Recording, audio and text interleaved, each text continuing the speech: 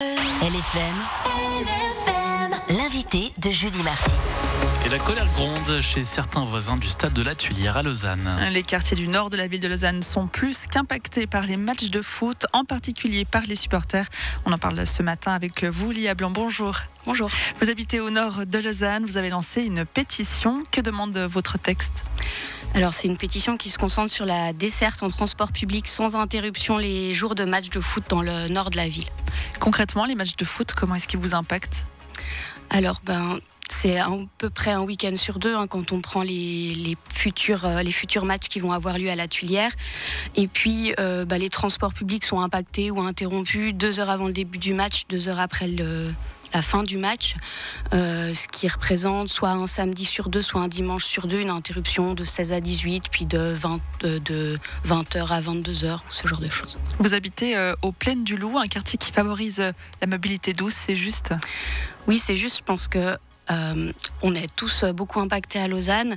Ce quartier, un peu plus peut-être pour 2 raisons, parce qu'il est haut, donc il y a un fort dénivelé pour l'atteindre, et puis du coup ça défavorise les personnes à mobilité réduite et les personnes qui se déplacent à pied ou en mobilité douce. Et puis c'est un quartier qui encourage à utiliser justement, à renoncer peut-être à sa voiture par différents moyens, et donc qui peut-être concentre un peu plus de personnes qui y ont accès. Est-ce que la situation, elle s'est vraiment dégradée dernièrement ? Elle s'est pas dégradée, je dirais que malheureusement elle a peu évolué, même si aux 2 derniers cortèges on a eu une petite lueur d'espoir parce qu'on a cru comprendre que des choses avaient été testées. Quelle chose ? Le 19 janvier, on a été surpris parce que peut-être c'est un détail, mais donc on note dans nos agendas les matchs, même si on n'aime pas le foot, ils sont notés avec un rappel un jour avant pour savoir que ce jour-là, on va pas pouvoir ramener ses courses à pied de la Migros et son caddie, parce qu'en fait on n'a plus de transport. Et du coup, le 19 janvier, ils sont pas passés route des Plaines du Loup, parce qu'a priori, on l'a su via les sondages du club du LS, qui demandait à ses supporters s'ils avaient compris comment accéder au stade, qui passait par l'arrière du stade de la Pontaise, et que du coup la ligne 1 et 20 pouvaient être maintenues sur la route. Et ça c'était super, et on s'est dit mais en fait c'est hyper facile et c'est possible. Donc Lia Blanc, si je comprends bien, en dehors de la situation, ce que vous déplorez un petit peu, c'est le manque de communication ? Oui, clairement. Alors quand on regarde sur le site DTL, il faut lire 5 pages par match avec le détail de chaque phase. Il y a la phase 1, la phase 2, puis le bus il est détourné par un autre endroit selon si c'est la phase 1 ou la phase 2.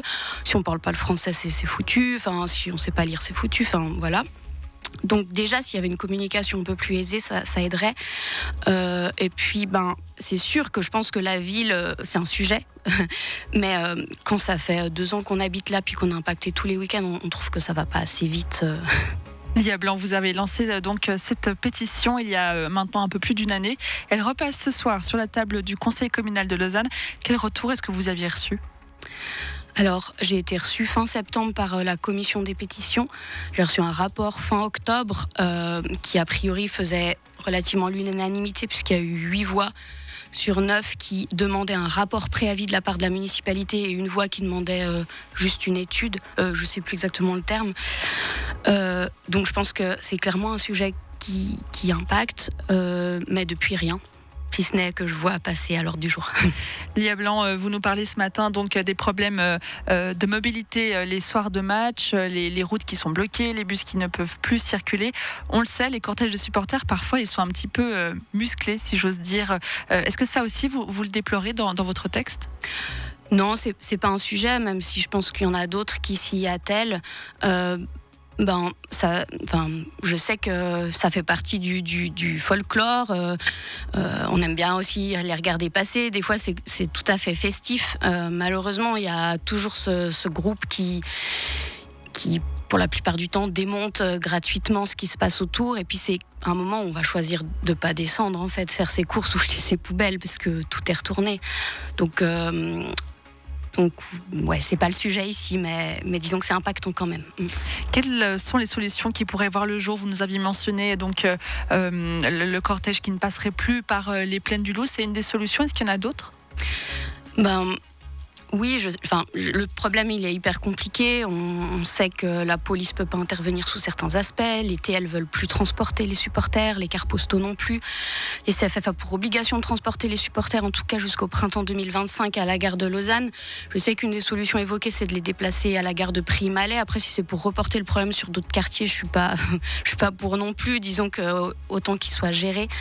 Mais on a vu cette piste déjà tout simplement les faire passer par des endroits beaucoup moins circulants et puis où les bus ne passent pas, c'est déjà une solution assez forte. Puis peut-être, ça n'impacte pas que les habitants. Je crois qu'il y a des supporters qui iraient bien tranquillement en bus jusqu'au stade de la Tuilière et qui peuvent plus non plus le faire. Lia Blanc, il y aurait eu un essai avec un service de navette mis en place et financé uniquement par le Lausanne Sport.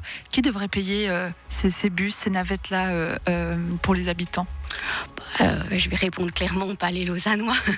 je pense que les supporters pourraient rajouter ça dans les clubs et puis prendre ça en charge. Ouais. Peut-être ça les responsabilise aussi un peu. Il y avait déjà eu des initiatives en ce sens, notamment du conseiller communal Louis Dana, c'était en 2017. Il proposait d'acheminer en car les supporters visiteurs jusqu'au stade depuis la gare de Lausanne, de Prix-Malais ou alors de Bussigny. La proposition du socialiste avait été rejetée par la municipalité qui estimait ne pas pouvoir agir sans l'aide du canton ou de la Confédération. Est-ce que pour vous les choses elles pourraient être différentes cette fois ? Oui, mais justement, j'ai pas conscience de tous ces enjeux politiques qui sont derrière. Je sais juste que le choix d'avoir mis le stade de la Tuilière près d'une sortie d'autoroute et pas ailleurs dans Lausanne, c'était aussi pour que sa desserte en transport justement individuel soit plus facile. Il y a des parkings qui ont été mis en place et aujourd'hui, on voit que c'est tout l'inverse qui se passe finalement. Ils transitent par la gare qui traverse Lausanne. Donc, il aurait fallu justement réfléchir à la localisation de ce stade si elle dépendait de transport public aussi. Le conseil communal de Lausanne en parle donc ce soir. Lia Blanc, merci d'avoir été avec nous ce matin. Merci. 7h26, bienvenue sur LFM.